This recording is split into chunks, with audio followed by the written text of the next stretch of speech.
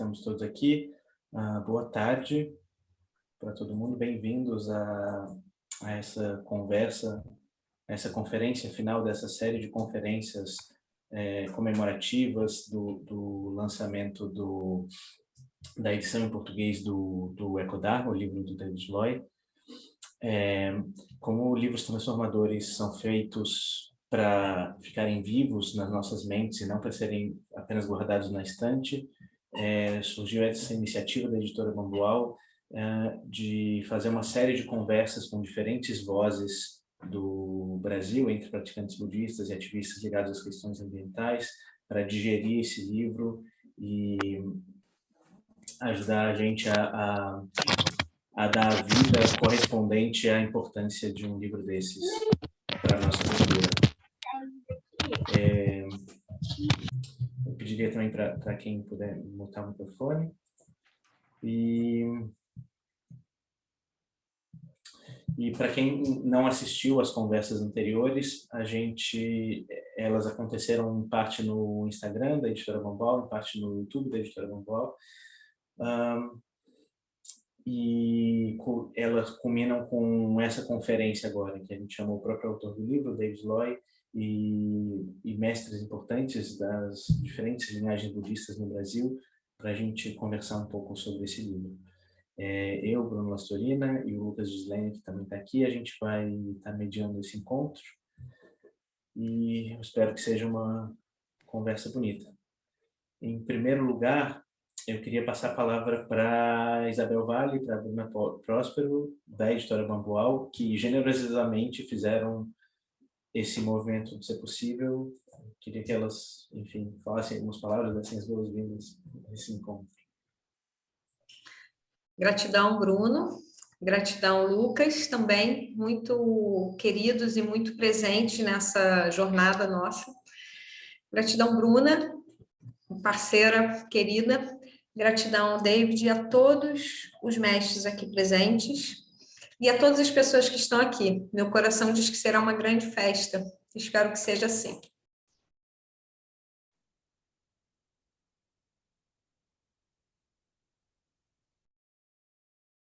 Muito bem, então, boa tarde a todos. A gente está muito feliz e honrados de estar reunindo esses professores e estarmos todos reunidos aqui. Eu vou, então, apresentar brevemente cada um. O David Loy é o autor do livro Ecodharma, que mobilizou isso tudo.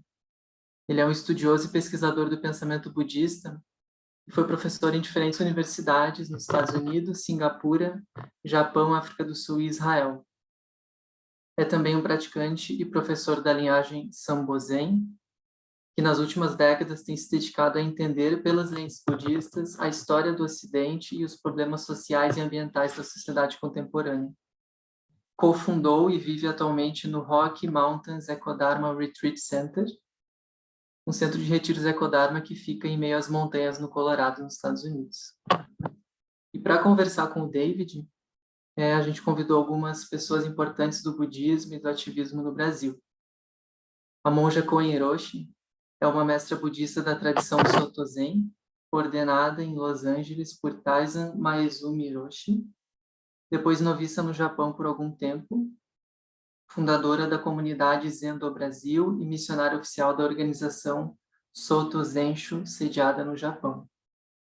Antes de se tornar professora do Zen, foi jornalista de grandes veículos de mídia no Brasil, atuando principalmente em pautas políticas e sociais. E ela carrega essa habilidade hoje ensinando para um grande público. O Lama Padmasambhava é mestre budista na tradição Nyingma do budismo tibetano, ordenado pelo mestre tibetano Chagdu Tulku Rinpoche e é fundador e orientador das sanghas do SEB em todo o país. Antes de se tornar professor budista, era professor de física e um ativista ambiental importante, tendo contribuído especialmente para o desmonte do programa nuclear brasileiro. Segue atuando em diversas frentes de ação social e ambiental através do Instituto Caminho do Meio. O monge Korro é um monge zen ordenado em 2008 pela monja Koen. É co-diretor espiritual e facilitador de retiros da Ordem Zen Peacemakers, e coordena as atividades do Zurich Zen Center, em Zurique, onde reside. Além disso, ele trabalha como terapeuta corporal e relacional e é facilitador dentro do programa Gaia Education. É uma riqueza muito grande estarmos aqui com vocês. Agradeço a presença de cada um. E, além disso, a gente tem a presença também de 2 professores budistas que se encarregaram da tradução do livro para o português. José Fonseca, ou monge Eixin, é praticante do Soto Zen e um dos fundadores do Via Zen em Porto Alegre, fundado pelo mestre Moriyama Roshi e orientado pela monja Koen Roshi. Atuou como jornalista em boa parte da vida e foi também cofundador, junto com Lama Padmasambhava, da revista Bodhisattva, a principal revista budista do Brasil. E Cristina Gonçalves, ou monja Chorin, é praticante do Zen, também ordenada no Zen Center de Los Angeles, fundado pelo Taizan Maezumi Roshi, e orienta as práticas no Zendo Mãos Vazias, em Campinas. É também membro da Ordem dos Zen Peacemakers. E, por fim, agradecendo a paciência de vocês também, gostaria de agradecer o Marcos Teles, que está fazendo a tradução simultânea entre português e inglês, permitindo que o David esteja conosco e também outros amigos que não falam português. Então, a gente quer muito começar ouvindo o David Loy. Nós tivemos 10 conversas Ecodharma com pessoas de diversas áreas e foi lindo de ver a riqueza de abordagens e olhares. Cada uma tocou pontos diferentes dos nossos desafios contemporâneos, individuais e coletivos. No final das conversas, nós pedimos que cada entrevistado fizesse uma pergunta ou uma provocação para a gente poder trazer hoje para o David. Nós já enviamos para ele previamente e pedimos agora que ele traga suas reflexões para nós. Professor David, muito obrigado por estar aqui. A palavra é sua.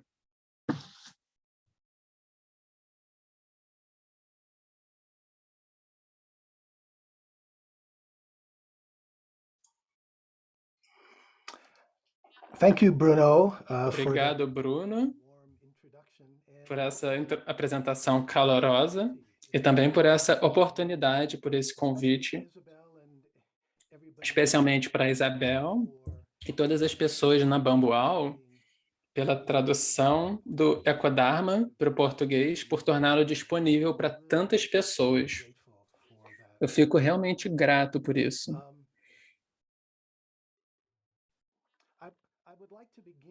Eu gostaria de começar da maneira como eu começo todas as minhas falas. Eu vou responder as perguntas, mas eu ainda continuo percebendo que tem algo que o Noam Chomsky, o acadêmico norte-americano, disse, isso continua ressoando para mim, que esse é o momento mais perigoso da história humana.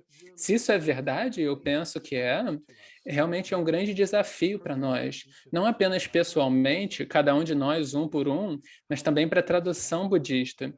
Como nós podemos responder apropriadamente a esse desafio, a esse momento? Se isso é verdade, isso muda tudo, ou deveria mudar tudo, sobre como nós pensamos sobre a nossa vida e como nós nos relacionamos uns com os outros e com o mundo. Eu acho que esse é o koan essencial, o koan da vida, ou deveria ser para todos nós hoje. Passando para as perguntas que me foram enviadas, perguntas muito boas, muitas delas, elas giram ao redor da mesma pergunta, da mesma questão, questões sobre a relação da paz interna, ou como nós lidamos com a dor que nós estamos sentindo, como nós nos distraímos de maneiras que nos tiram do caminho. E a resposta para esse tipo de pergunta, para responder, eu gostaria de focar no que eu realmente acredito ser o ensinamento mais importante do budismo em resposta a essa situação de hoje. E é muito simplesmente o novo caminho do Bodhisattva ou o caminho do Ecosattva, porque a ideia básica desse caminho é que nós temos uma prática dupla. Por um lado, nós continuamos trabalhando na nossa própria transformação individual, como budistas sempre fizeram historicamente. E isso nos ajuda a lidar com a dor e com as distrações nos ajuda a encontrar a paz interna que é tão importante para nós hoje.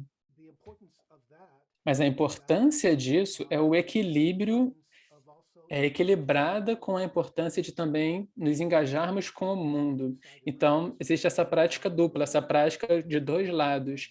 Trabalhar no nosso bem-estar individual, mas também perceber que esse bem-estar não é separado do bem-estar de todos os outros seres. E enfatizar isso, eu acho que é a contribuição mais importante que o budismo tem. Se nós pensarmos sobre tantos ativistas, tantas pessoas com uma inclinação mental ecológica que estão fazendo tudo o que elas podem pela Terra agora, o quão absolutamente necessário para que esse tipo de o quão necessário é que esse tipo de ecoativismo seja equilibrado por algum tipo de prática contemplativa. Se a gente quer evitar passarmos por um burnout ou ficarmos frustrados, ou com muita frequência ficarmos desesperados. As práticas tradicionais contemplativas que o budismo tem a oferecer, elas nos permitem encontrar esse centro de serenidade que nos permite ir externamente e agir no mundo sem ficar em burnout por essa ação. O outro lado, é claro, é a ênfase no equilíbrio entre a preocupação budista tradicional com a nossa própria paz mental, com realmente, de fato, ir lá fora, ir para o mundo e nos engajarmos. Eu tenho amigas e amigos que rejeitam o budismo, não gostam do budismo, porque dizem, basicamente, os budistas são autocentrados. Os budistas estão muito preocupados com a serenidade deles próprios. E, embora eu não acho que isso seja justo com o que a tradição ensina, eu certamente conheço budistas que caem nesse problema. E, fundamentalmente, é uma delusão, porque quanto mais nós praticamos, mais nós vemos vemos de uma maneira que corta essa ilusão do self separado, mas nós vemos que isso está bem no centro, no coração da nossa dukkha, dessa insatisfação que nós sentimos. E nós nos abrimos, nós deixamos ir a nós mesmos, nós experienciamos a nossa não dualidade com outras pessoas e com o mundo. Quanto mais nós conseguimos fazer isto, mas nós naturalmente queremos nos engajar com o mundo. Então, nós precisamos ver que o nosso engajamento ecológico especialmente, ele não é uma distração da nossa prática, mas sim uma parte essencial dela hoje. Algo que nós queremos fazer à medida que nós vemos mais e mais profundamente a ilusão de separação, à medida que nós percebemos que o nosso bem-estar individual não é separado do bem-estar de todo mundo. Então, novamente, é claro, eu estou tentando enfatizar isso bastante. Eu penso que essa é a prática, francamente, que o mundo precisa hoje. Passando para as outras perguntas que as pessoas estão fazendo, elas também estão perguntando sobre outras... Elas estão pedindo coisas mais específicas sobre práticas fundamentais que vão ajudar a nossa espiritualidade engajada florescer no mundo. Isso me lembra de uma história que um amigo ou amiga me contou sobre alguém que foi a um retiro com um professor ou professora tibetano. E essa pessoa, esse estudante yogi, disse que eu sei que é realmente importante ser compassivo, mas às vezes eu simplesmente não sinto essa compaixão. O que eu deveria fazer? E esse professor tibetano disse, faz mesmo assim. E eu acho que é realmente importante. Às vezes a gente sente compaixão. Exercitar a compaixão é uma prática. É algo que precisa ser cultivado. E a mesma coisa é verdadeiro com a generosidade. Uma das coisas que nós enfatizamos nos retiros do Ekodharma, que nós fazemos aqui no nosso centro Ekodharma, nas Rocky Mountains, é que nós realmente dedicamos um tempo a praticar generosidade. Generosidade com a terra, ser gratos pela terra, pelas maneiras como ela nos suporta. Nós não só apreciamos isso, mas nós focamos em cultivar esse espírito. Não só a generosidade. O que eu realmente estou descrevendo como a base da generosidade é a gratidão. Estou apontando para a gratidão como a base da generosidade. Eu penso que, ao menos no meu próprio caso, eu acho que por muito tempo, eu penso que por muito tempo, eu entendi um pouco mal a gratidão. Eu achava que gratidão era uma coisa que eu às vezes sentiria. É uma boa coisa de sentir. Mas eu penso que o que nós realmente precisamos entender agora é que a gratidão é uma prática. É algo que nós podemos cultivar, e nós precisamos cultivar especialmente a gratidão em relação com o mundo natural, em relação com a Terra. Porque se a gente não sente gratidão por algo, se você não sente isso nesse tipo de relacionamento, fica muito difícil trabalhar da maneira que nós precisamos fazer para ajudar a Terra, o planeta. Todos os tipos de atividades que nós fazemos para ajudar a curá-la. Essa é a palavra que eu estava buscando aqui. Havia outra pergunta sobre um problema no Brasil em que parece haver um silêncio climático. Ele chama assim, parece que a mídia não fala muito sobre isso e, consequentemente, a população não fala muito sobre isso.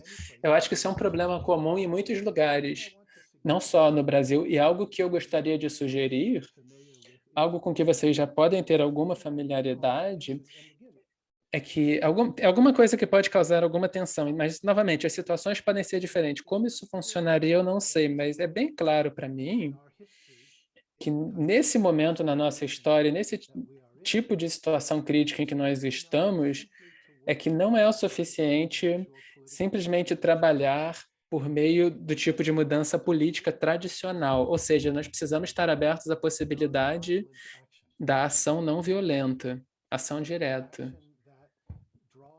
A ação que direciona a atenção para os tipos de problema que nós estamos encarando. Por exemplo, o Extinction Rebellion, que começou no Reino Unido há alguns anos atrás. Nós temos vários outros grupos também do Extinction Rebellion, tem no Colorado e em outros lugares dos Estados Unidos.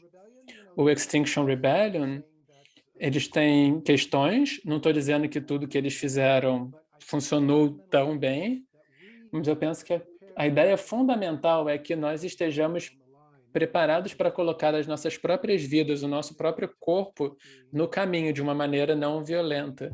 Não só falar e escrever, mas também fazer o que nós pudermos para parar, estar nas ruas, nos acorrentar às vezes, fazer o que quer que seja necessário. Eu penso que isso é algo que pode ser bastante bem-sucedido em atrair a atenção da mídia. O que funcionaria no Brasil, eu não estou numa posição de dizer, mas eu penso que isso é algo que precisa ser contemplado. Então, como é usual, eu perdi o fio da meada com o tempo aqui, mas tem mais algumas coisas que eu gostaria de dizer. Talvez a mais importante, talvez eu deveria voltar para esse assunto, direcionar para esse assunto. Desde o livro Equadharma, eu tenho sido abordado de muitas maneiras, com muita frequência por pessoas que leram o livro e que dizem: eu quero ser um ecosáttva, eu quero fazer o que eu posso, mas eu não sei o que eu deveria fazer. E essa é uma pergunta muito boa, porque um dos problemas que a gente pode dizer com o budismo é que o tipo de esse desafio enorme ecológico que nós enfrentamos hoje, ele não era algo que era um problema na época do Buda. A crise ecológica não era algo... Isso não é algo que nenhuma das tradições budistas asiáticas tiveram que responder. Então, não é algo que a gente possa simplesmente extrair da tradição budista. Quando eu falo do caminho do ecosattva, isso nos diz muito sobre o que fazer. O foco no não apego a resultados, por exemplo, mas não nos diz especificamente o que nós deveríamos fazer. Então, o que eu comecei a fazer em resposta a esse tipo de perguntas é sugerir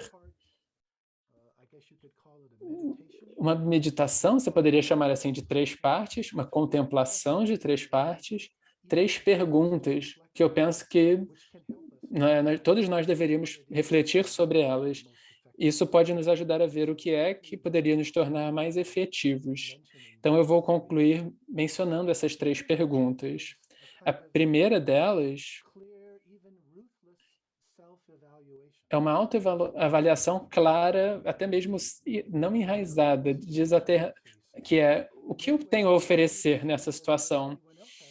Em certo sentido, é a mesma coisa que todo mundo pode ter a oferecer, mas também é o caso que todos nós somos indivíduos, nós somos únicos, nós temos habilidades e treinamentos especiais, particulares. As redes de pessoas que nós temos ao nosso redor é diferente. Mas também nós precisamos levar em conta a nossa idade, por exemplo, nossa saúde. Nós estamos aposentados ou a gente precisa ganhar dinheiro? Tem outras pessoas que dependem de nós e se dependem de que maneiras. Então, tudo isso tem que ser levado em conta, de modo que a gente possa realmente ser capaz de nos perguntarmos e decidir, dado quem eu sou, dada a minha situação particular, o que seria a melhor maneira pela qual eu poderia me engajar? Novamente, o que eu tenho a oferecer?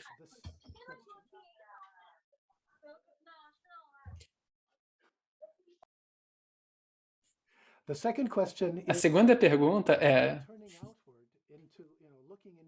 olhar para fora, olhar para a situação em que nós nos encontramos.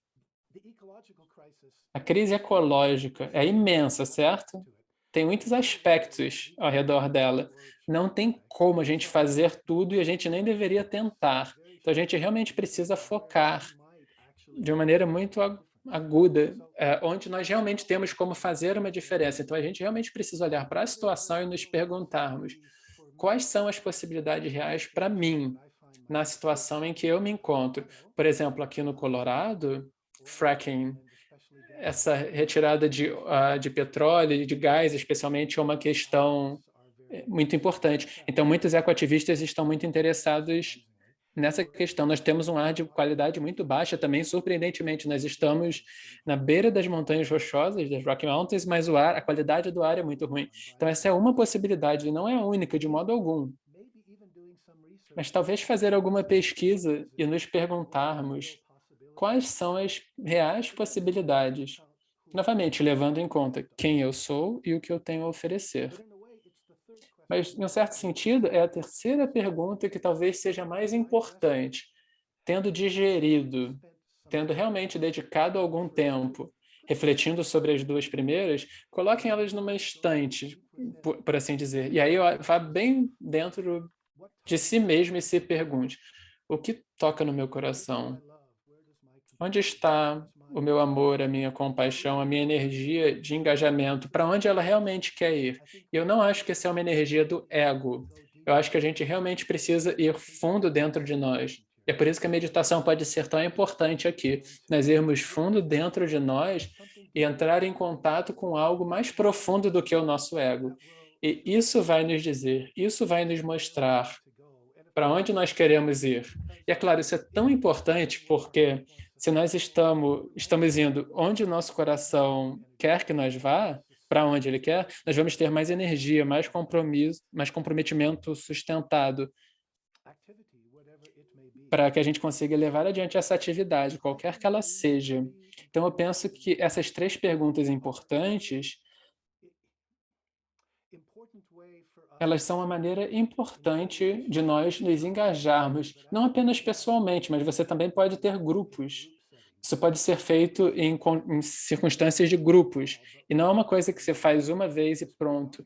Vocês talvez percebam que precisam fazer isso periodicamente no seu engajamento. Então, para dizer a alguém, novamente, e aí eu vou deixar assim, então, número 1, o que eu tenho a oferecer? Número 2, quais são as possibilidades sérias, reais para mim? E terceiro, onde ressoa o meu coração? Onde está o minha compaixão, meu amor? Onde eles realmente querem ir? Eu penso que essas contemplações podem ser extremamente úteis para cada um de nós e eu gostaria de recomendá-las. Elas não estão no livro porque elas só me ocorreram posteriormente, enquanto eu tentava responder a todas as perguntas que as pessoas continuaram me enviando, me fazendo. Mas a menos o que eu estou percebendo na minha própria vida e na vida das outras pessoas também, é que fazer essas perguntas pode ser muito útil. E aí, obviamente, tem mais perguntas, mas não tem como eu fazê-las todas, respondê-las todas, mas eu acho que eu abordei as principais. Então, eu vou deixar assim. Eu agradeço pela sua oportunidade e pela sua atenção. De volta ao moderador. Obrigado, David. Obrigado por ajudar a gente a focar no que é importante e ter uma base de onde ler esse livro. Acho que é importante justamente a vantagem desse livro aparecer no Brasil depois de alguns anos que ele já existia em inglês é que a gente herda não só o livro, mas as reflexões que já foram acumuladas do livro em outros lugares. E para continuar a nossa conversa, eu queria passar a palavra para o José Ixin e para a Monja Choren, e com a seguinte pergunta: o que motivou vocês a traduzir esse livro para o Brasil? E por que vocês acham que esse livro é relevante para a situação do budismo, para a situação econômica, política, social e ambiental no Brasil? Eu acho que a Monja Choren devia falar primeiro, porque ela foi a aluna do David e foi ela que realmente lançou a ideia. Em seguida eu falo um pouco. Pode ser? Obrigado. Olá a todos e todas. Olá, David. Um prazer vê-lo novamente, meu professor de Ekodharma. É uma honra estar aqui nesse evento, com todos vocês, com o professor David Loy, os demais, e com todas as pessoas interessadas por esse livro e esse assunto tão urgente da emergência climática, né? Eu gostaria também de mencionar o nome da cientista do clima e sacerdote zen, professora Kriti Kanko, né? Cofundadora junto com o professor David Loy, do Centro de Retiros de Ekodharma das Montanhas Rochosas, né? O Rocky Mountain Ekodharma Retreat Center, em Boulder, Colorado. Eu li um artigo dela intitulado Supremacia Branca igual motor da crise climática.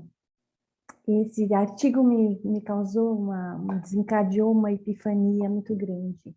Eu tive um despertar para a compreensão mais profunda, da saída da compreensão muito vaga para uma compreensão mais dura dos aspectos sociais e raciais da crise climática, até para um sentido quase que pessoal, de responsabilidade pessoal, por conta dos meus antepassados genéticos europeus, né? Os invasores, perversamente chamados de descobridores, que promoveram o genocídio e o sequestro dos povos, daqueles outros povos que viviam em harmonia com seus biomas, né? E de fato cuidavam desses biomas originais. Então esse artigo da mestra Kriti Kanko bagunçou assim a minha compreensão, realmente puxou o tapete, né?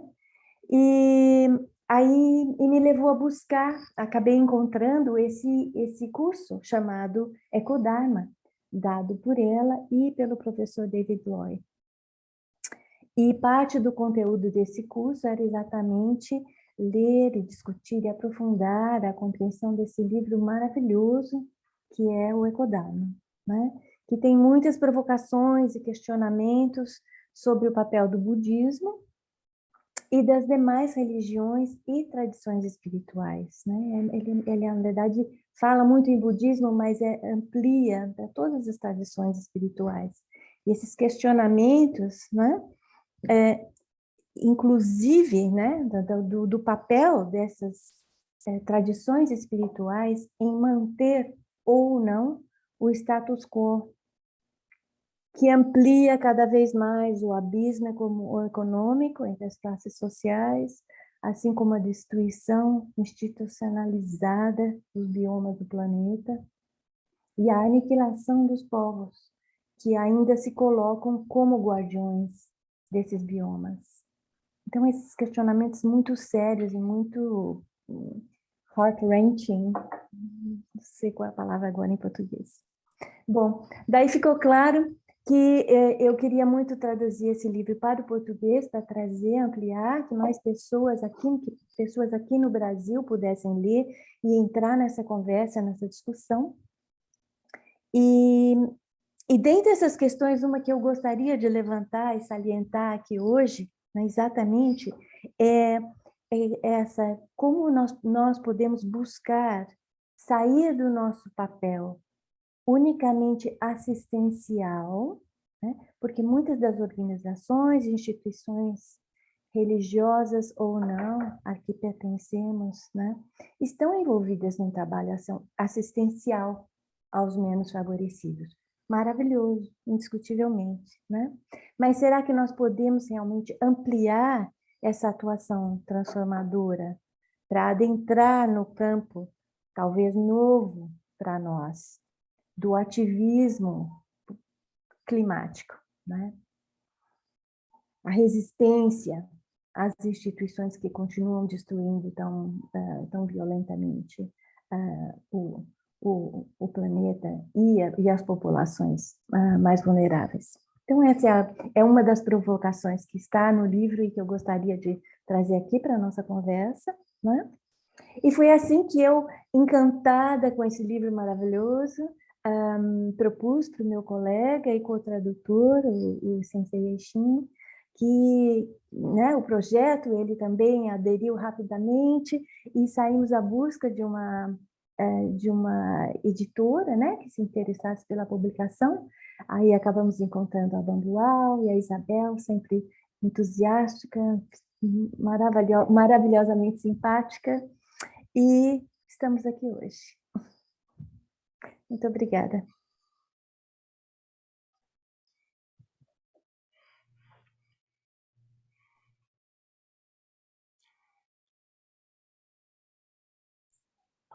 Vocês têm enfim, se quiser comentar também. Bom, boa tarde a todos. É um grande prazer estar aqui. Bom, e os tradutores não têm muito para dizer, eles têm que traduzir, né? E tem que ser fiéis. Agora, por que traduzir o Ecodharma? Claro, foi uma provocação, né, que não podia ser recusada, porque o próprio budismo trata da realidade. A nossa busca é ver a realidade como ela é.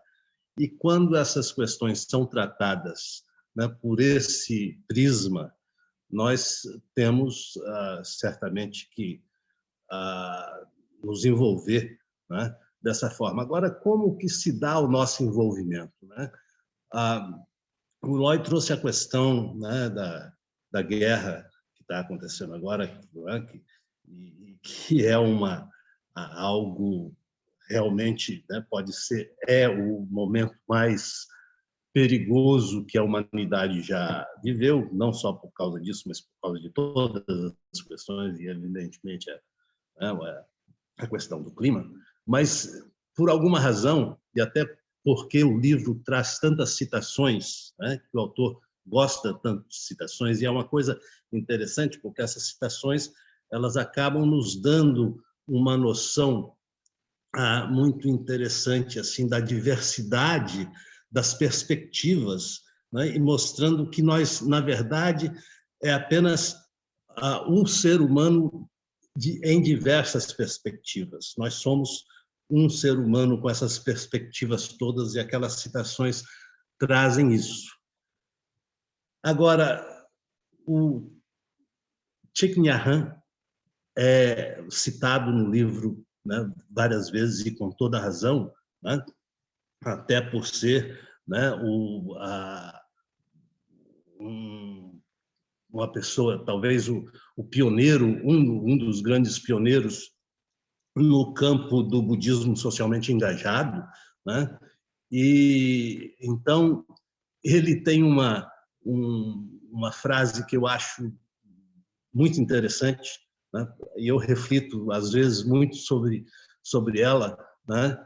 E ele disse que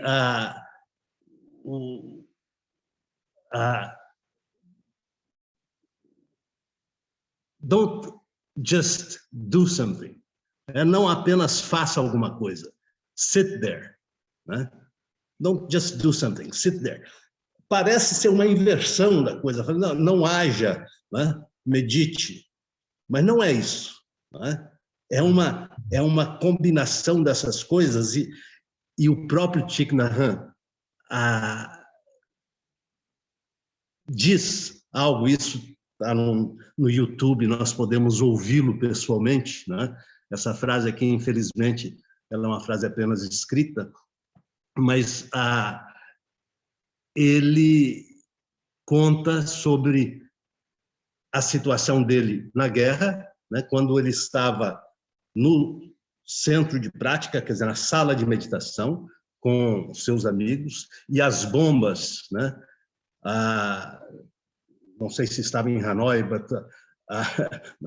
Hanoi não, mas estava no Vietnã, não sei em que local, e as bombas caindo, e então ele dizia, bom, nós não podemos ficar aqui, né? Nós não estamos sendo atingidos, mas nós temos que sair para atender essas pessoas que estão sendo atingidas, né?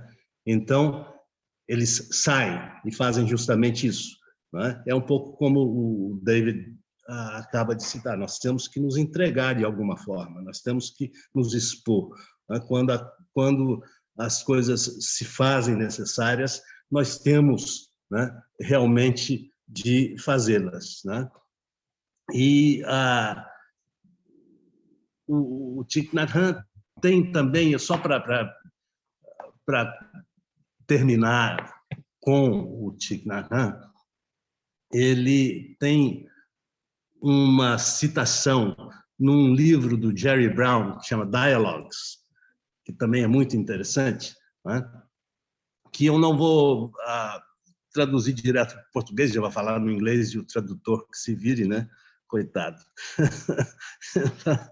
Então, ele diz que we suffered so much, but as a monk, nós sofremos muito, mas como monge, eu continuo praticando para não perder a trilha da realidade, para não me perder da realidade. Praticar para não perder, né, o fio da realidade. Né? E por falar em monge, eu fui apresentado como monge. Eu não sou monge, eu sou leigo, né? E sou e recebi a transmissão do Dharma, né, das mãos de Monja Coen, né? É a minha mestra, né? Mas eu sou apenas um simples leigo, né? Mas então o Thich Nhat Hanh, ele continua a prática para não perder o caminho da realidade. Quer dizer, e de certa forma, é isso que nós fazemos. Nós temos que fazer, temos que fazer. Né? Não temos que perguntar muito. Aquilo que tem que ser feito é feito, né? E tem que ser bem feito, né? Como a paramita, né? Paramita é a perfeição. Né? Paramita não. Na Índia, quando se fala paramita, é aquilo que é bem feito, né? Aquilo que é perfeitamente feito. E o que é perfeitamente feito é aquilo que nós fazemos de todo o coração, né? Aquilo que nós fazemos seguindo, né, essas 3 dicas do Loy, né? O que nos leva lá, né? Qual é o amor que nós temos para dar, qual é essa compaixão, o que nós queremos, né? Então, tem muito disso. E, bom, e traduzir, para mim, também é isso. Don't do something, sit there. Então, eu sento lá e traduzo, né? E é muito bom, porque, e principalmente depois que, né, passei a traduzir exclusivamente textos budistas, né, ter a oportunidade de estar convivendo intimamente com todos esses autores maravilhosos, né, com Monja Coen, que é uma autora tão profícua e que nos traz tanta alegria, né, do Dharma. E enfim, todos nós, né? Todas essas pessoas, toda essa variedade, nessas perspectivas todas, né? Estão dentro desse mesmo, dentro dessa mesma tela, né? Nós estamos vendo aqui. E eu quero deixar esse tempo para ouvir os nossos mestres. Então, é isso. Muito obrigado pela honra de convidar um simples tradutor para falar, né? Mas eu fico muito grato e reconhecido. Muito obrigado, Monja Chorin e Sensei Shin. Muitos pontos maravilhosos já foram trazidos, desde a gente, como a Monja Chorin falou, os aspectos sociais e raciais da crise climática.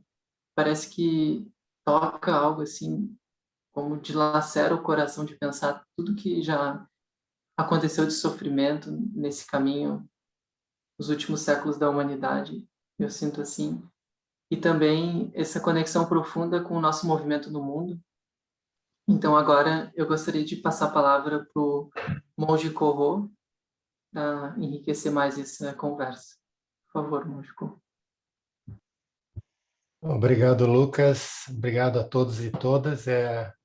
Acrescentado, falar da minha honra, da minha alegria de estar aqui, professor David Loy, que eu admiro há muitos anos, meus dois professores, Monja Cohen, minha professora de ordenação, a quem eu devo a capacidade de poder servir ao Dharma, o Lama Santen, que também nos orienta a cada dia, principalmente pela sua presença. Eu quero talvez apenas dar um pouco do que eu tenho em termos de experiência. Primeiro trazer, que me tocou, sem sombra de dúvida, o conteúdo do livro, mas eu gostei muito da capa, porque além de trazer, então, a flor de lótus e o megafone, né, colocar a boca no mundo, ele está praticando. A prática se mantém na ação. Isso eu considero decisivo, que nós não tenhamos a ilusão que seja elegante caminhar com uma perna só.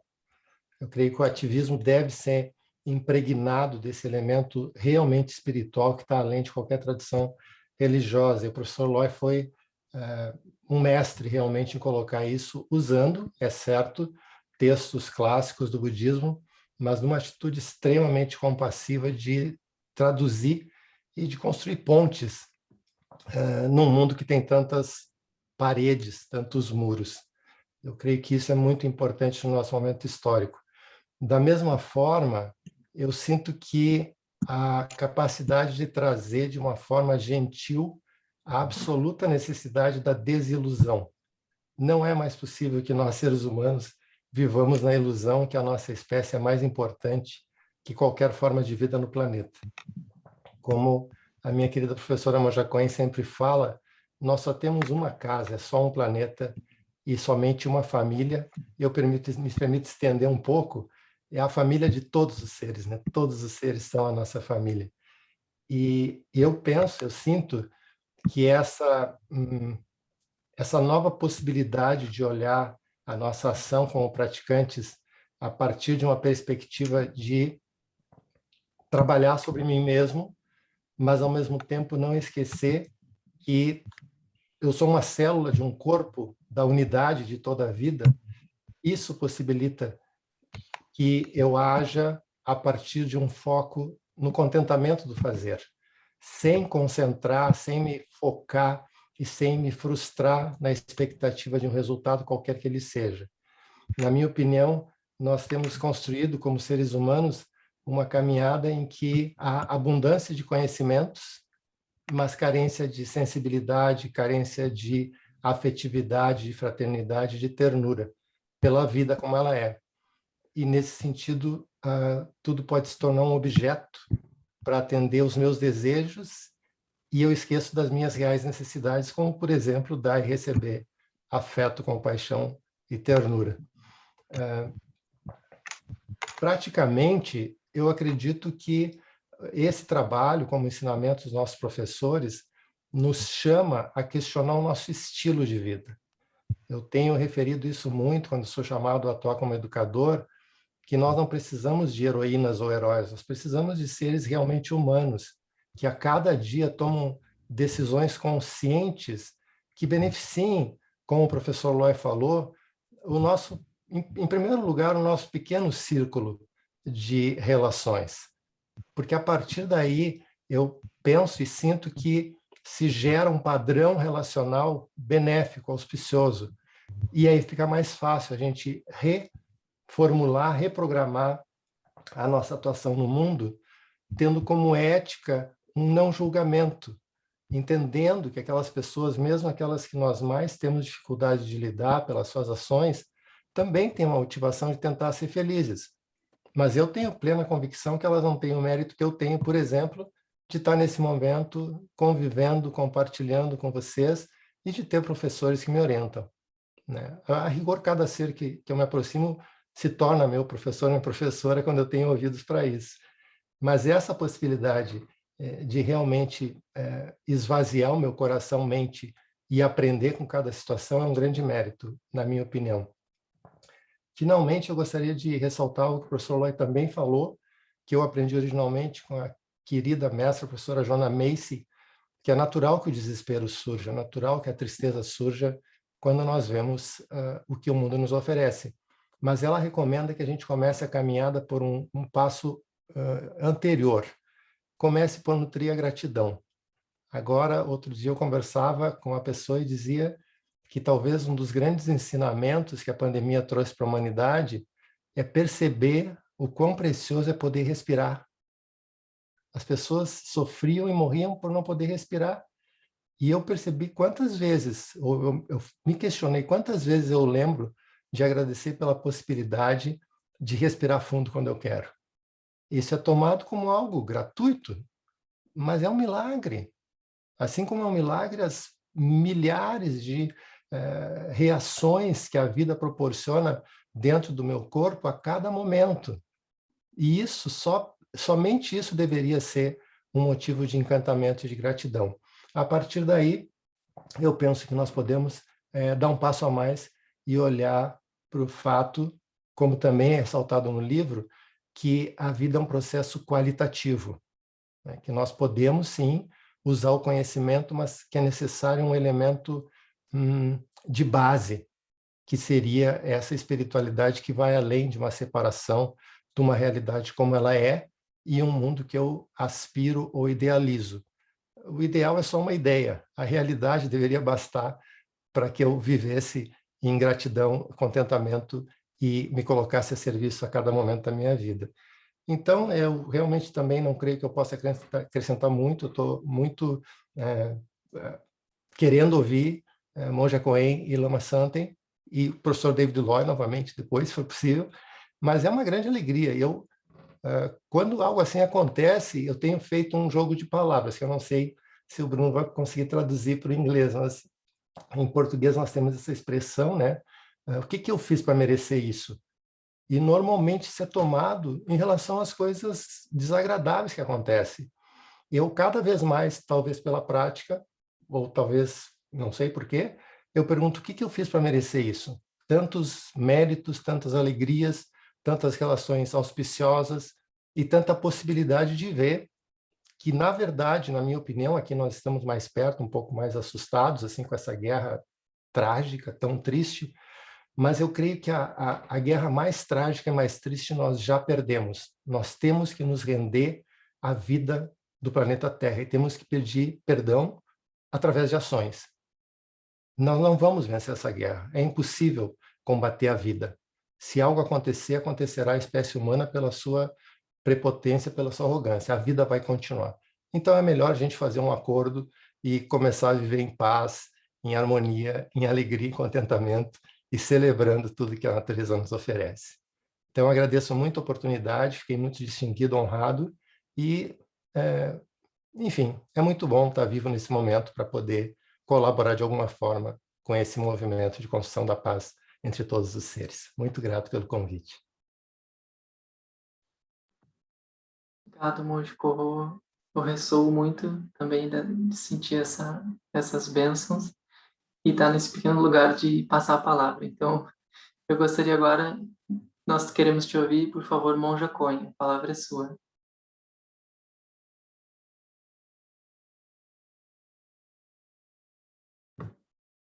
Precisa liberar o microfone, né?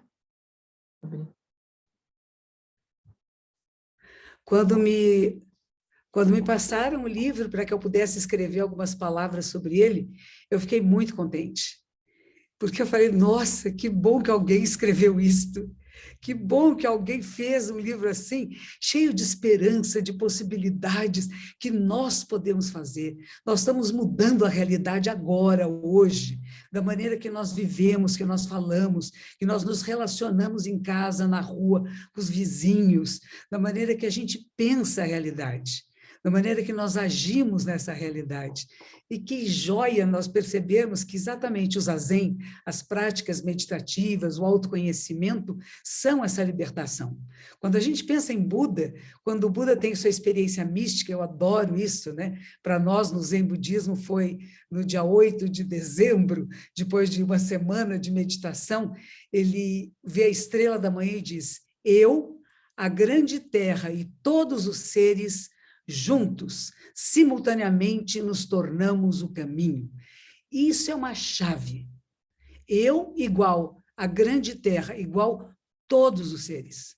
Houve pessoas que traduziram como seres sencientes. Isso é errado. Na minha visão, a visão dos meus professores, Ujo, que é a palavra que se usa em japonês, e a palavra que se usa na China, na Índia, na verdade, quer dizer, todos os seres. Tudo que existe. Estamos irmanados com tudo, somos a vida da Terra. Não é a nossa casa comum, é o nosso corpo, é a nossa vida. E se nós queremos sobreviver, nós vamos cuidar. E não é a minha sobrevivência, é a nossa sobrevivência. Então, esse livro, para mim, é uma joia. É um presente que veio assim, colaborar com tudo aquilo que eu tenho pensado. Quando eu estava 30 anos atrás, um pouquinho mais de 30 anos atrás, eu estava no Japão fazendo um treinamento, a minha formação, o fim da minha formação, da minha graduação como professora da Ordem da Sotosho. E nós trabalhávamos muito com a questão da discriminação social, do preconceito, que no Japão ainda é muito intenso, que eles vão chamar de buraco-min, as pessoas que eram chamadas não humanas, através de uma tradição que vem da Índia, das castas, aqueles que eram chamados os outcasts, eram os não humanos, né? E aquilo me impressionava muito, porque pensava assim, puxa, mas somos todos uma família humana, biologicamente, podemos nos acasalar, nossos bebês podem ter filhos, isso biologicamente significa uma família humana, não é? E por que fazemos essas distinções? Por que dizemos que aquele não é humano? E daí surgiu para mim esse pensamento que o Ecodharma, esse livro de Ecodharma vem trazer, não é só entre nós, da espécie humana, que temos discriminações e preconceitos. Temos em relação à natureza. Não é o ser humano e a natureza, o ser humano é a natureza. Nós somos a vida da Terra. E a Terra está mudando, e nós estamos mudando juntos. Mas nós podemos facilitar uma mudança que seja mais harmoniosa e prazerosa para todos os seres. Para todos eles, sem exceção, para a formiga, para o mosquito, para o morceguinho, né? Para todos eles. Veja só, a gente faz tantas invasões no meio silvestre, sem consciência, não é que a gente faz só de malvadinho, tem os malvadinhos, mas a maioria de nós não é malvadinho, é que não tem consciência do que está fazendo, e faz bobagem, porque não pensa longe, pensa pequenininho, então eu quero abrir um campo para o meu gado aqui, eu vou desmatar, vou pôr fogo, vou invadir o território indígena, porque eu quero tirar ouro da terra, nossa... E não percebo. Quantos que não percebem? Como fazer com que todos esses seres despertem? Eu acho que essa é a nossa grande missão. Como fazer com que todos despertem e percebam que estamos entrelaçados, interligados a tudo que existe. E que cada passo que um de nós dá, toda a humanidade dá em direção a esse bem-estar coletivo. As vacinas agora foi essa... visão muito clara, se tornou muito visível para todos nós, né? O que adianta? Eu já tomei a 4ª dose da vacina, mas o que adianta se na África não tomaram? Se na Índia não tomaram? O que adianta? Será que vai adiantar? Olha o que está acontecendo agora de novo em Pequim. O que é esse lockdown agora em Pequim? E, ao mesmo tempo, enquanto estamos vivendo esse drama dos vírus que estão vindo pela o desequilíbrio que nós estamos causando no meio silvestre, nós vemos nós humanos, pequeninos, insignificantes, insuficientes, movidos pela ganância, raiva e ignorância, fazendo guerras, atirando mísseis, destruindo cidades. Que absurdo estar vivendo essa era, não é mesmo? Que absurdo ver isso na televisão. Como pode? Como podemos ainda ser tão mesquinhos, pequenos? E se temos capacidade tão grandiosa? Então, a minha proposta é como fazer com que o maior número de seres possa despertar. E eu acho que o David aqui ele dá ideias maravilhosas para nós. Vamos expandir isso, vamos dar visibilidade a esse olhar. E não é olhar de guerra, de vingança, de briga, de mão fechada, de punhos fechados, é de mãos abertas. O que eu tenho a dar, aonde posso agir, e como que venho a partir do meu coração, daquele mais íntimo meu sagrado, que é o bem, e o bem de todos os seres. Então, eu queria dar os parabéns a todos vocês envolvidos em trazer esse livro para o Brasil, para todos que falam a língua portuguesa, que possam ler, que possam pensar, que possam se sensibilizar, que possam descobrir que é tempo, sim, é tempo de mudança, é tempo de transformação, e nós somos os corresponsáveis por isso. Pode ser rápido, pode ser lento, mas nós vamos fazer a nossa parte, cada um de nós. E nós fazendo a nossa parte, a Terra vai girar mais macia, porque nós estamos girando com ela, inseparáveis de cada partícula e de todo o cosmos. Como eu sempre digo, somos a vida da Terra. Eu não sou parte do todo. Cada um de nós é o todo manifesto. Insisto nessa frase. Cada um de nós é o todo manifesto. Eu não sou parte de coisa alguma. Eu sou o todo. Cada um de vocês é o todo. Por isso você cuida. Porque cuidar de você é cuidar do todo. Cuidar da sua mente, da maneira que você vê a realidade, que você fala, que você atua, que você cuida do seu corpo. E lembrando que o nosso corpo é a vida da Terra. Muito obrigada por me trazer aqui, por me convidar para escrever algumas palavrinhas, de me apresentar esse livro, essa joia preciosa, e que a gente possa fazer com que muitos seres possam despertar. Obrigada. Muito obrigado, Monja Coen. Essa visão de reconhecermos que somos a vida e não deixar ninguém de fora, nenhum ser de fora. Eu acho isso tão profundo, tocante, e eu acredito que o Lama Padma Santa tem muito a falar sobre isso. Então, por favor, Lama, a palavra é sua.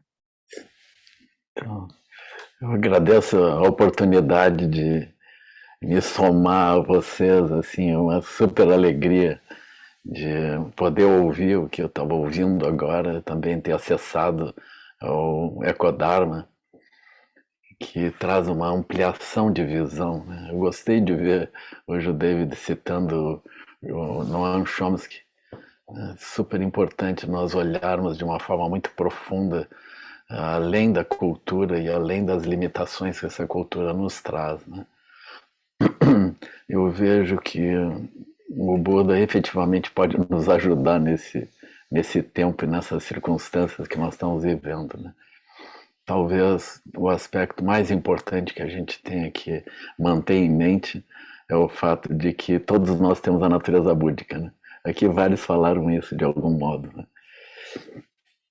E esse ponto ele se reflete diretamente no fato de que cada um de nós constrói sua própria realidade. Nós estamos construindo realidades individuais, né? Quando a monja aqui, a Monja Coen, estava trazendo essa lembrança de que os múltiplos seres se iluminam juntos, né, no mesmo momento, né? Todos juntos são o caminho, são a própria iluminação.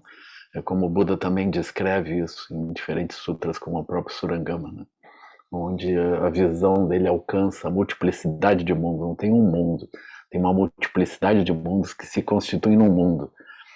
Mas justamente essa natureza búdica, ela se revela não tanto quanto o que é pensado e como que nós nos movemos no meio dos nossos mundos, mas como nós construímos os nossos mundos e vemos os nossos mundos, né? Os tibetanos gostam de lembrar esse aspecto, eles vão falar no aspecto luminoso da realidade, no aspecto luminoso da ação da mente, Nós não só jogamos dentro de um tabuleiro, dentro de uma cancha de futebol, dentro de um tabuleiro de xadrez, a gente apenas não joga, mas a gente constrói o jogo. Depois que nós construímos o jogo, nós desempenhamos papéis ali dentro e parece que isso é a nossa inteligência, isso é o que nós somos. Nós não somos o que joga apenas, nós somos o que constrói aquelas realidades, constrói e sustenta aquelas realidades. Esse é o aspecto luminoso. E esse aspecto é visível, todos os seres têm essa capacidade, eles constroem realidades. É maravilhoso nós olharmos o próprio ensinamento do Buda sobre a roda da vida, quando ele vai descrever, então, os seres que podem atingir iluminação, eles são de 6 tipos. Nós temos os seres dos infernos também, nós temos os seres famintos, os animais, os seres humanos, os semideuses e os deuses. Todos nós atuando junto, todos com a natureza búdica. E, na verdade, entre todos esses seres, nós temos os seres humanos que são olhados como aqueles especiais, num certo sentido, porque eles acessam o Dharma. O Buda falou para os seres humanos. Então, os seres humanos, eles são dotados de uma bênção que o Buda traz, né? Quando nós olhamos esses ensinamentos dentro da visão dos 3 mundos, então essa roda da vida, como nós estamos olhando aqui, corresponde ao reino do desejo. Mas quando nós aprofundamos e ultrapassamos o reino do desejo, não estamos mais sob o efeito de olhos, ouvidos, nariz, língua e tato e os impulsos que brotam disso, aí surgem os mundos da meditação, que ainda é um mundo da forma e um mundo da não forma. Todos eles pertencem ao samsara. Todos eles são construídos pela própria mente, pela nossa própria mente. Então, quando nós olhamos os seres fazendo atrocidades por todo lado, a gente deveria entender esse aspecto. Eles estão sob domínio do mundo como eles veem. Eles se movem da melhor forma, da forma como eles pensam que é possível agir. Então não há uma condenação. Aí surge essa noção da purificação de Vajrasattva, que é o reconhecimento do fato de que o engano é uma manifestação luminosa da própria mente búdica. Ou seja, a mente búdica que constrói cenários, constrói mundos, constrói bolhas de realidade. Um exemplo de bolha de realidade é o sistema geocêntrico que dominou o pensamento humano por centenas e milhares de anos. A noção da Terra como centro do universo. Então nós operamos sobre esse tipo de bolha. Nesse momento, como está muito claro dentro do movimento ecológico, como o David trouxe isso também, nós estamos sob a influência da bolha econômica, né? Então nós temos referenciais que potencializam as nossas ações e nós estamos limitados a isso, assim. E nós construímos isso, nós temos dificuldade de construir nossas realidades, se não a partir desses aspectos. Mesmo que a gente tenha exemplos vivos, como os próprios guaranis, que não constroem desse modo suas realidades. Nós vemos muitos povos que constroem do seu próprio jeito os seus referenciais e não são referenciais econômicos. Toda a tradição dos povos da Terra que vieram até aqui, eles não operavam desse modo. Então esse predomínio da economia é uma coisa mais recente e toda a desgraça que nós estamos sentindo, ela vem como resultado justamente desse movimento, desse tipo de referencial. Agora, eu acho muito importante que a gente entenda nesse panteão de deidades que o Buda descreve, né? A gente entenda os deuses e os semideuses, né? Quando nós olhamos as guerras, nós vemos os seres humanos sendo arrastados para dentro das guerras. Se perguntar para cada um deles se ele quer morrer, quer matar, se ele quer deixar a família para trás para pegar uma arma e derrubar coisas à frente, ele vai dizer que não, ele não quer isso. Se vocês olham como começou a Primeira Guerra Mundial, as pessoas entravam no trem felizes, como se fosse uma excursão de final de semana. Elas tinham uma ilusão sobre aquele processo. Isso significa os semideuses, ou seja, mentes específicas. Uma mente de semideus é uma mente nacional, uma mente étnica, uma mente cultural. Ela termina se sobrepondo às mentes individuais, é como se fosse uma mente que domina um time de futebol inteiro, que domina uma nação, domina um país. Então essas mentes são as mentes dos semideuses, elas duram por um tempo muito maior que as vidas humanas, mas elas são mortais, elas são construídas, elas são artificiais, né? Elas constroem bolhas de realidade.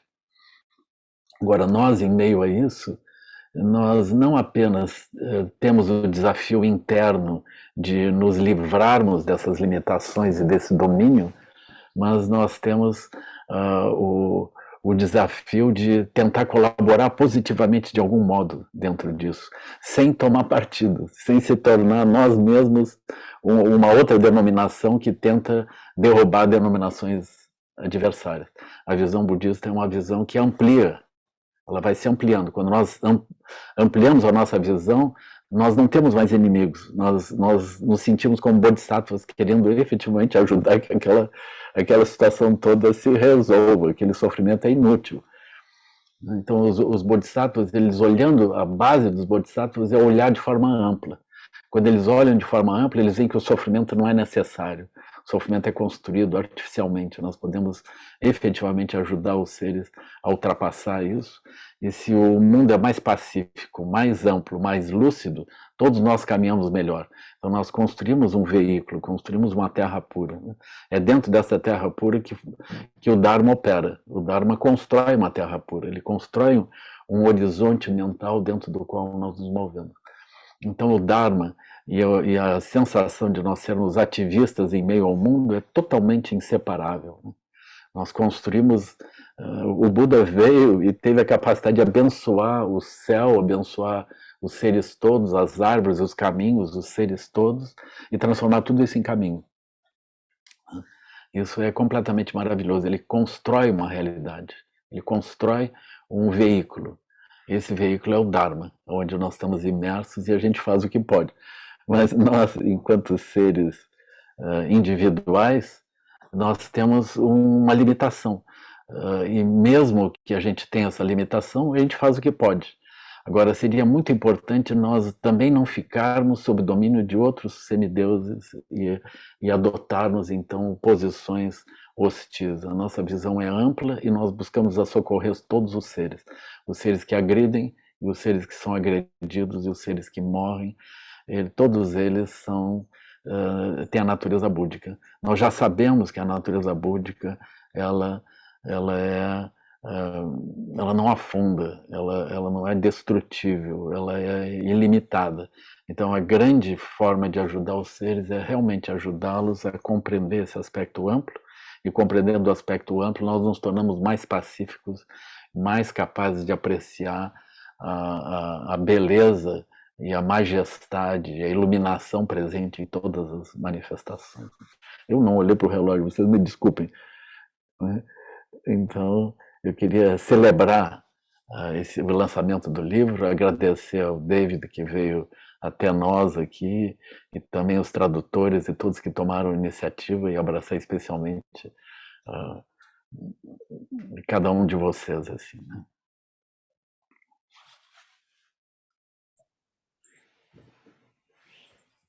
Obrigado, Lama. Obrigado, Koiroshi. Obrigado, Monge Korro, por essa conversa. Acho que o bonito da gente conversar juntos é que cada mente reflete uma parte da sabedoria que está aqui, que permeia todos nós. Eu queria convidar o David de novo para comentar um pouco, depois dessa primeira rodada, como você vê como esse livro, a mensagem trazida pelo livro está sendo digerido no Brasil, que sentido ela pode fazer, e queria oferecer algumas palavras, algumas respostas ao que os mestres comentaram.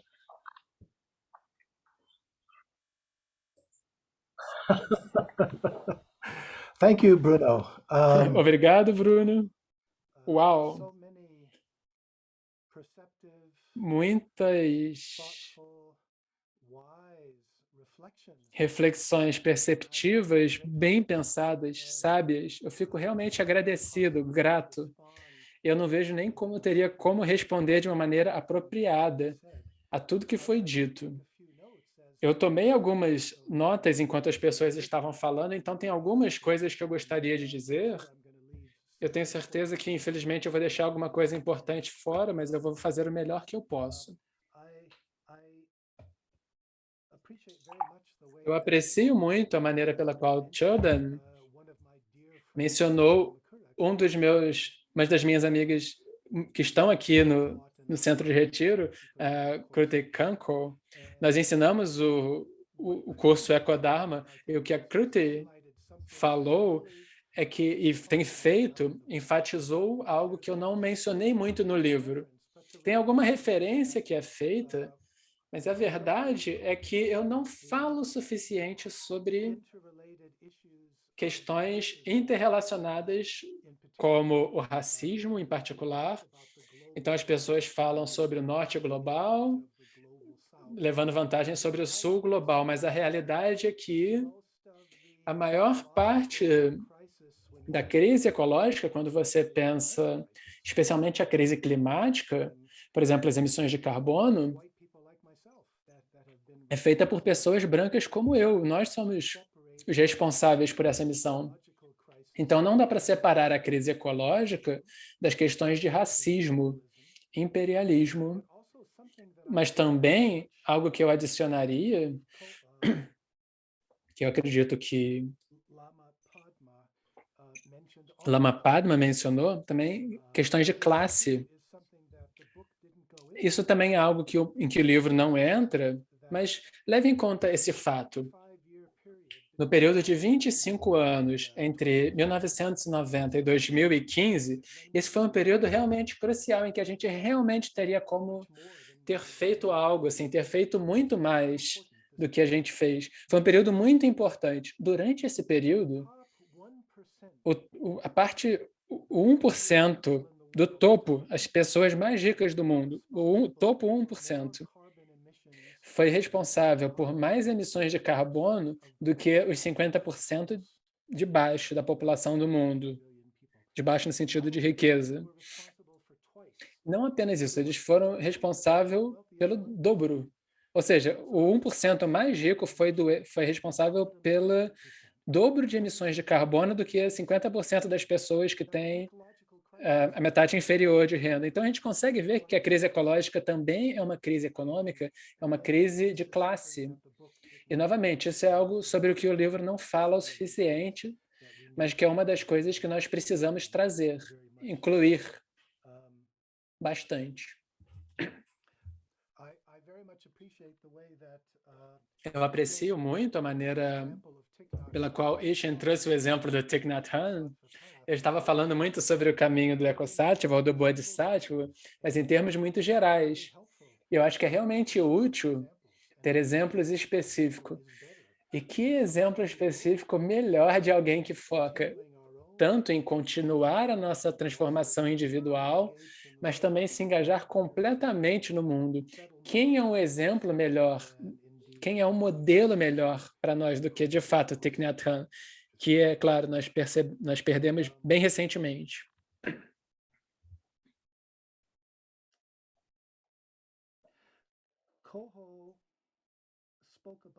Koho falou sobre enfatizar nesse sentido, muitos dos nossos problemas têm a ver com a nossa ideia, com essa ideia de que a nossa espécie é melhor, é diferente. Eu realmente aprecio como o Koho focou nessa ideia. Em certo sentido, esse é o nosso desafio. É perceber que não é assim no caso. Recentemente, eu tive contato com uma analogia muito útil, que é, frequentemente a gente pensa na evolução como um tipo de uma linha, e no topo dessa linha estamos nós. Nós somos o grande produto da evolução. E alguém falou, não, a evolução é mais como uma árvore, certo? Seres humanos, nós somos uma flor, uma folha, se você quiser, dessa árvore, mas tem muitas outras. E essa árvore não existe para a nossa folha. Essa é toda a questão o sentido de uma árvore, é que todas as flores e as folhas e os troncos, eles dependem da raiz.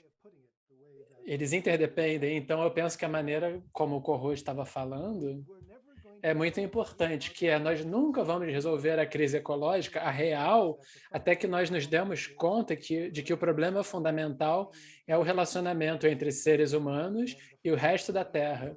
E o fato de que nós sentimos que nós somos diferentes e especiais e de que o nosso bem-estar é separado do bem-estar de todas as outras espécies. Isso é absolutamente essencial para o desafio que nós encaramos. Não é só uma questão de parar as emissões de carbono ou absorver o carbono da atmosfera. A essência do problema, que vai aparecer em muitas formas diferentes, é esse senso de separação coletiva que nós temos. E eu vejo isso como um paralelo extraordinário com o que o budismo sempre teve a dizer, que é, na raiz do nosso dukkha está a ilusão da separação individual. E muito da nossa prática individual, é deixar ir esse senso de self delusivo, deludido. Nós precisamos entender que agora, a humanidade como um todo, lida com o mesmo problema fundamental. Nós, como uma espécie, nós nos sentimos separados do planeta. O nosso bem-estar, como se fosse separado. O desafio é de que, de uma maneira ou de outra, nós vamos precisar aprender de que nós somos parte da Terra, nós somos uma das maneiras pela qual a Terra está se manifestando, e o nosso bem-estar não vai separado do bem-estar da Terra como um todo.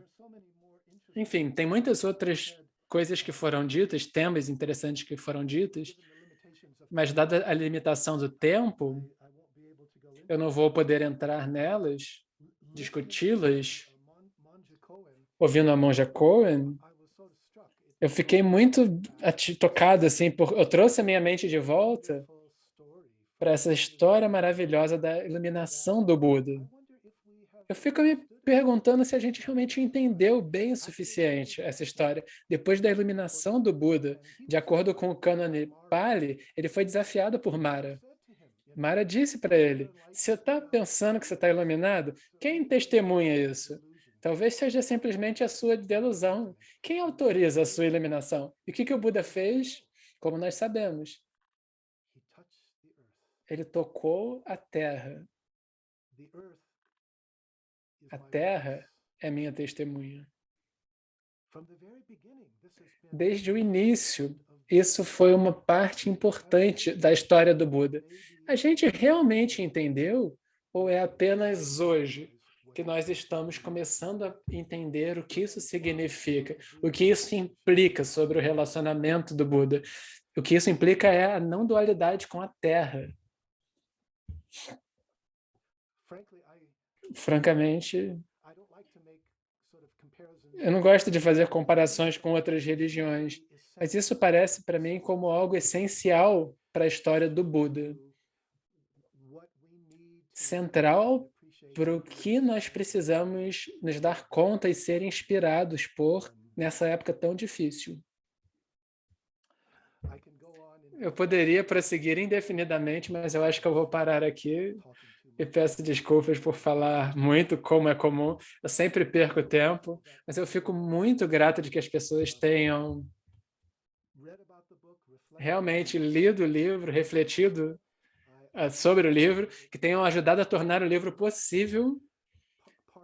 E eu sinto que nós somos realmente parte de uma mente, de uma comunidade, fazendo o que cada um de nós pode da nossa própria maneira em resposta a essa situação extremamente perigosa e desafiadora. Genuinamente, eu me sinto realmente tocado e honrado por poder trabalhar com todos vocês dessa maneira. Então, eu vou deixar isso assim. Obrigado.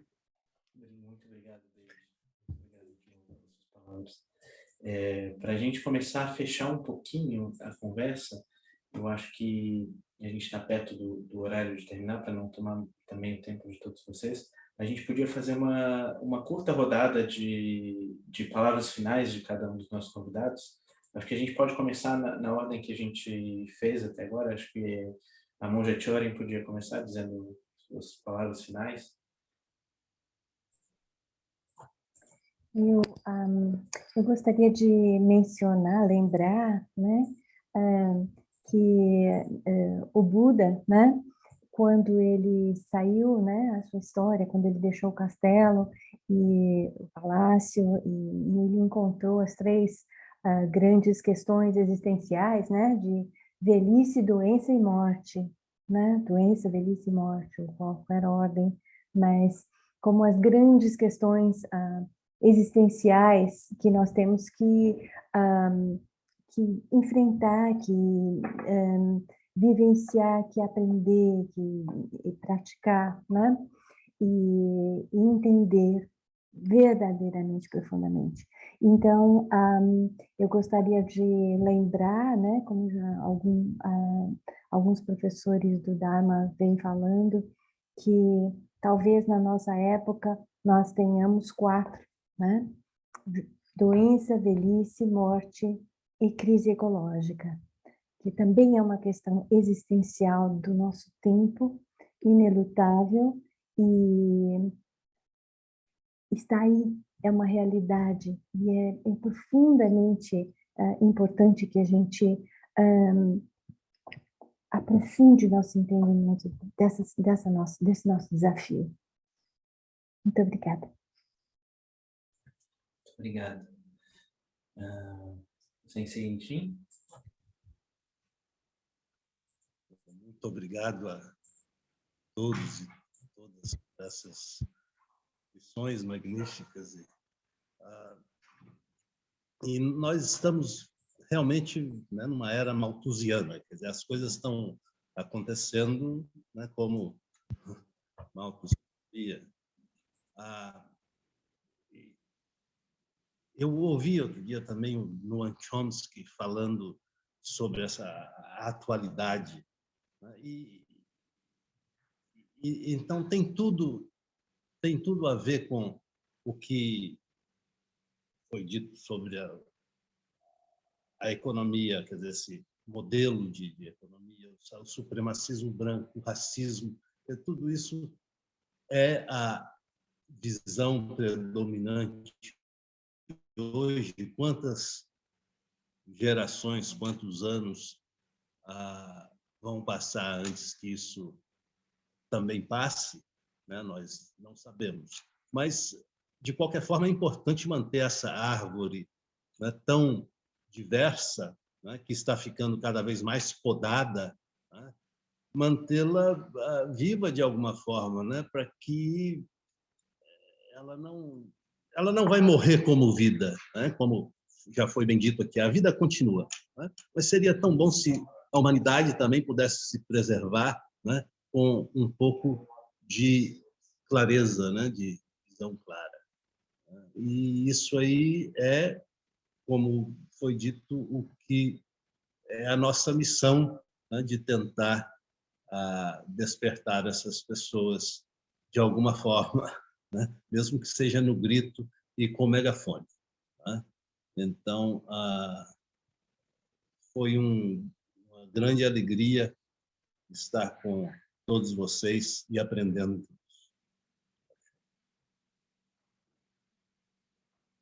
Obrigado, Sensei. Monge Corro? É apenas aspirar que nós possamos continuar nutrindo a confiança na vida e percebendo que, embora eu não tenha tanto poder assim, se eu não fizer a minha parte, a vida como um todo vai sentir uma certa carência. Então, que eu possa ter essa lucidez e fazer o que eu posso a cada momento, a cada respiração, principalmente dentro dessa unidade da vida, dessa comum unidade que constitui a beleza de vivermos juntos. E muita gratidão por esse encontro. Obrigado. Monge Coen?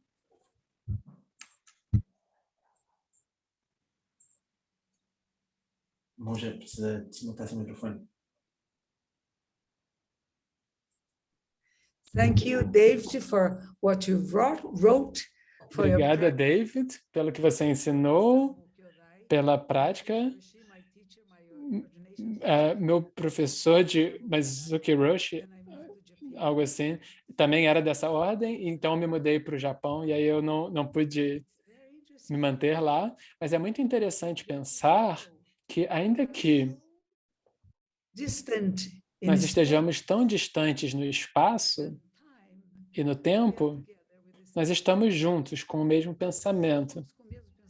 Embora a gente esteja distante em espaço e tempo, sempre penso que outros países, como Estados Unidos, estão cerca de 50 anos à frente do Brasil, e o Japão está 50 anos à frente dos Estados Unidos pelas experiências que eu tive de vida, de comunidade, de relacionamentos, de cuidado com o meio ambiente, de ternura pela terra, das pessoas irem escrever poesias embaixo das cerejeiras em flor, como sendo isso uma forma de educar crianças.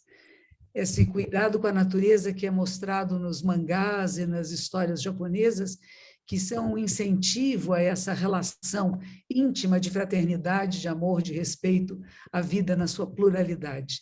E, ao mesmo tempo, a gente via ainda no Japão as questões discriminatórias, preconceituosas de muita gravidade.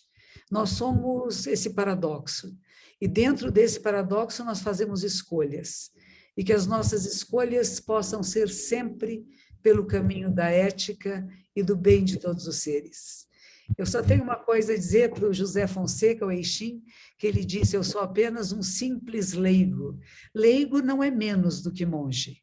E se a gente lembrar do Vimalakirti, nós vamos lembrar que ele ensinava os monges, mostrava o caminho. Quando alguns monges achavam que a prática verdadeira era ficar dentro da floresta, escondidinho, né? Vou fazer meditação, só eu aqui, vou me libertar de tudo. Ele disse assim: a prática é na vida, é no mundo, é na ação diária, é encontrando as pessoas e as necessidades do mundo que você pratica de verdade. Então, não diga que é menos, porque não há menos nem mais aqui. Lembrando que o nosso grande professor aqui, Lama Santen, também é leigo, ele não é monge. E o monge e o leigo têm que trabalhar juntos. Não é melhor nem pior, mas nós estamos juntos na mesma jornada. Como fazer o bem para o maior número de seres. E parabéns de novo à editora, ao Davi e a todos vocês que tornaram possível esse livro chegar até nós e que a gente saiba distribuir de forma que muitas pessoas, escolas, grupos, leiam, reflitam e espalhem esses ensinamentos. Que assim seja. Obrigado, Conrad. Lama, que quer falar as suas últimas palavras? Me despedir rapidamente aqui. Foi realmente um banquete aqui de visões muito enriquecedoras, né? A gente fica muito feliz por isso. Eu queria, assim, muito rapidamente dizer que quando o Chagdud Rinpoche veio, ele muitas vezes foi perguntado: por que você veio para cá? Aqui é um lugar especial, aqui tem um portal luminoso, aqui tem alguma coisa, para ele vir da Califórnia e se localizar aqui no sul, né? Aí, ele dizendo: eu não vim porque aqui é um bom lugar, eu vim porque aqui as pessoas estavam precisando, né? Então essa é a situação dos bodhisattvas, né? Então a gente não tem que chegar num mundo pronto, maravilhoso. Nós somos bodhisattvas, a gente não tem nada para reclamar. Essa é a nossa função, né? O nosso desafio é ver a iluminação, né? Ver a iluminação que já está presente, pessoal. A gente não vai precisar transformar nada. Nós precisamos ver a iluminação nossa e de todos os seres, inseparáveis, né? Então isso está nos ensinamentos do Buda diretamente. Então nosso desafio é esse. E isso está no tempo, está no espaço, mas está além do espaço e do tempo. Se alguém quiser testar a sua visão, olhe como que o espaço e o tempo são inseparáveis, eles são a mesma coisa. Como é isso? Então olhe, isso é o espaço e tempo iluminados, eles são iguais. E assim todos os seres também, todas as coisas. Eu queria ainda deixar um abraço especial para o Zen, né? Para os praticantes do Zen. É muito bom isso aqui. Eu não me sinto sozinho, né? Eu sou praticante do Zen também. Vocês podem me considerar assim. Um abraço grande para vocês, para o David. Parabéns pelo trabalho todo, por essa contínua experiência que não fica desalentada, mas se mantém vivendo e produzindo e iluminando as coisas. A Monja Coen, todos, né? Obrigado. Obrigado, Lama. E antes da gente passar para os votos finais, eu queria dar 2 recados rápidos, porque a partir de agora eu acho que é um pouco com a gente, como a gente vai reverberar isso e ramificar essa conversa em cada um dos grupos. Acho que tem muita coisa, muitas maneiras da gente reverberar isso. E aí 2 maneiras que a gente vai fazer junto com a Bambual, eu e o Lucas, a gente combinou de conduzir um estudo do livro. Vai ser, todo mundo que se inscreveu hoje vai receber as informações por e-mail. Então a gente vai se reunir toda sexta-feira à noite para estudar o livro. Isso é uma das maneiras da gente ajudar a digerir esse livro em várias maneiras. E está aberto para todo mundo que quiser participar. Depois vocês, enfim, vão receber as informações direitinho. Outra pequena contribuição que a Bambual pode dar, que foi uma ideia bonita,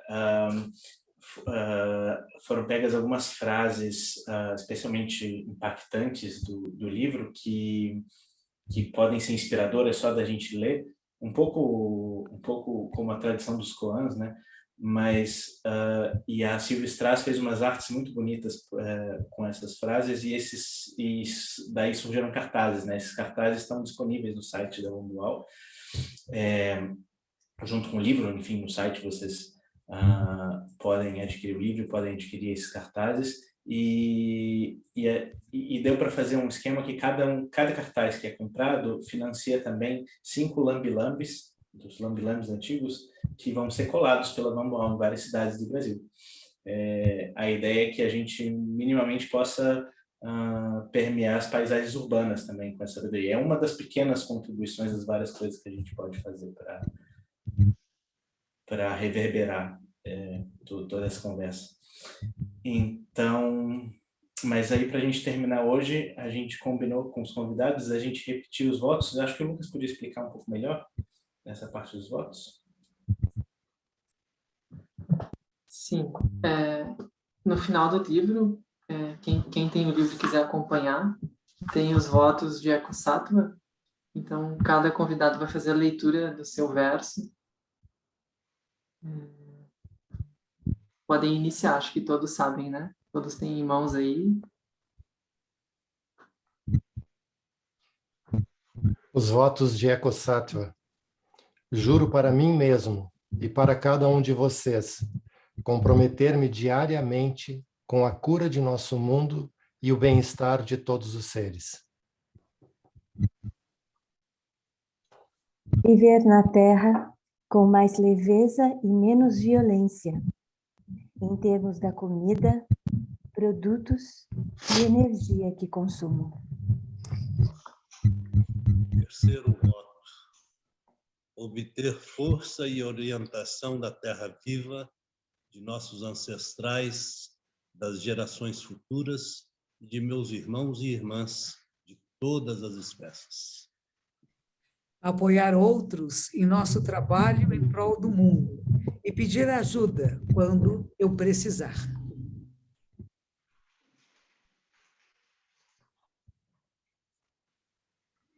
O quinto voto é seguir uma prática diária que clarifique minha mente, fortaleça meu coração e me apoie no cumprimento desses votos.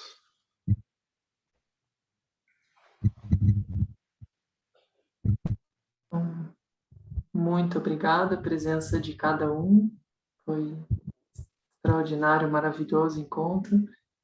Que reverbere e muitas sementes tenham sido plantadas. Seguimos. Obrigado a todos os professores que trouxeram essas palavras para a gente e que ajudam a gente a acessar essa sabedoria. E obrigado à editora Bambual que permitiu que a gente fizesse essa conversa e seguimos todos assim, nos vários âmbitos se encontrando e reverberando.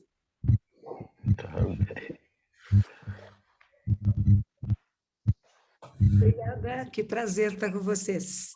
Até breve. Até breve, monja. Muito grato, cuidem-se bem. Can I also say a word of thanks to the translator? Eu poderia também dizer uma palavra de agradecimento para a tradução. Eu sempre lembro do trabalho dos tradutores como sendo 2 vezes mais difícil do que quem está falando. Então, muito obrigado. Obrigado, Marcos. Thank you. Thank you. Thank you, everybody. Thank you, David. Obrigado a todas. Obrigado, David. Tchau, pessoal.